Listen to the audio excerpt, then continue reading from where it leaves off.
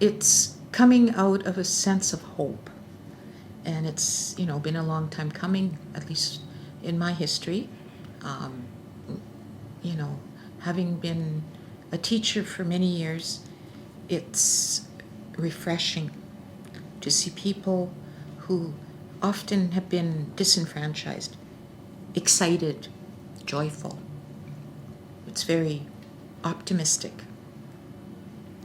And as one of the allies to the movement, I'm very excited about what I'm seeing with the movement in terms of the support we're getting for Indigenous sovereignty, rebuilding that nation-to-nation relationship that is the foundation of this country, and also thinking about protecting our water and land for future generations, and really rethinking what it means to build sustainable, healthy communities. Yes, there's been some groundwork done over the years with some of the various groups like unions, churches.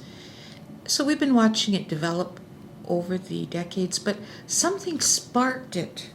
Something just gave people hope like I've never seen before. Mm-hmm. And it's maybe a sense of justice, mobilization. And it's so hopeful. And I think there is a spiritual element to this movement that gives it a heart and a foundation that other movements have struggled to reach. And so when we look at our humanity and how we are working towards solidarity, how we're building community through the flash mob round dances, and how we're building community through the rallies and the teach-ins, and really the heart is also education and building consciousness in all Canadians about inequality and injustice and the environment. These are very human issues, and this is a human story, and I think it's resonating with people for that reason. I think we are looking at not only ways to improve, but also what's wrong.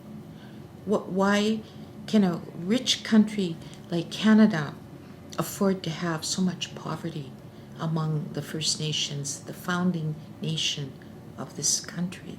I didn't realize how integral that I could be to the Idle No More movement and what it meant to participate, to take action within the context of the movement.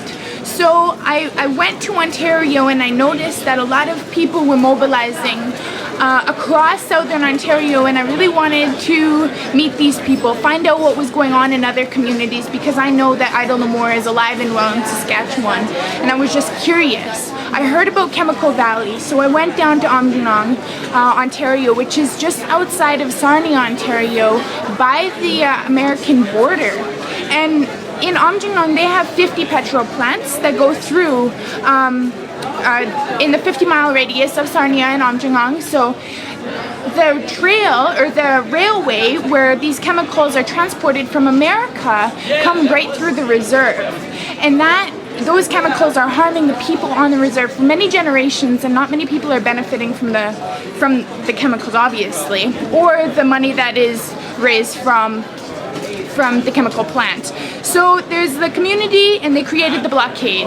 They were there for weeks, and it was really inspiring because they were very knowledgeable and they were protecting the environment, something that the Aboriginal people, First Nations people, were connected to since time. And so I went to that blockade.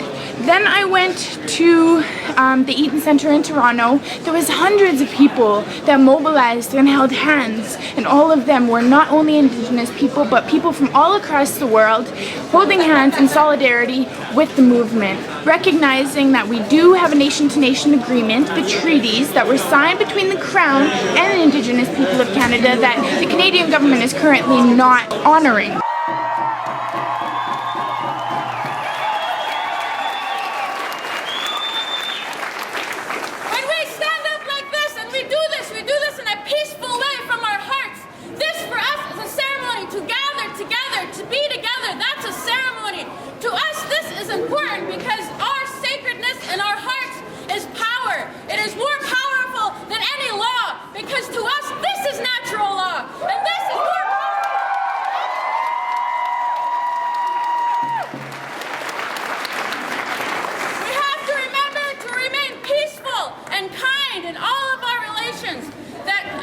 As a united people all over the earth, from Canada to America